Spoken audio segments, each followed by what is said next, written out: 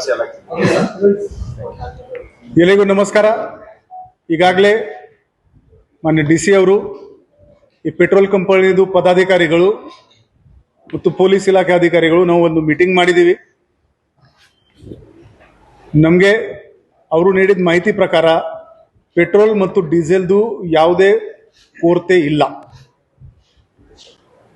ನಾವು ಅವರಿಗೆ ಕೇಳಿದ್ವಿ, ಸಪ್ಲೈ ಡಿಸ್ಟ್ರಿಬ್ಯೂಷನ್ನಲ್ಲಿ ವಾರ ಶುರು ಆಗೋಕ್ಕಿಂತ ಮುಂಚೆ ಮತ್ತು ಆಮೇಲೆ ನಿಮಗೆ ಯಾವುದೇ ವ್ಯತ್ಯಾಸ ಕಂಡು ಬಂದಿದೆ? ಪೆಟ್ರೋಲ್ ಮತ್ತು ಡೀಸೆಲ್ನಲ್ಲಿ ಯಾವುದೇ ಅವರಿಗೆ ವ್ಯತ್ಯಾಸ ಕೂಡ ಕಂಡು ಬಂದಿಲ್ಲ.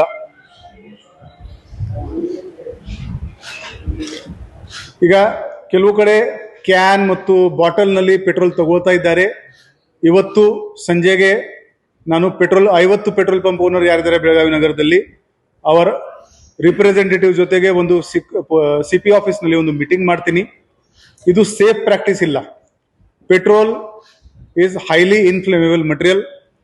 ಅದರಿಂದ ಬೆಂಕಿ ಆಯಿತು ಅಂದರೆ ಬಚಾವ್ ಮಾಡೋಕ್ಕೆ ಭಾಳ ಕಷ್ಟ ಇರುತ್ತೆ.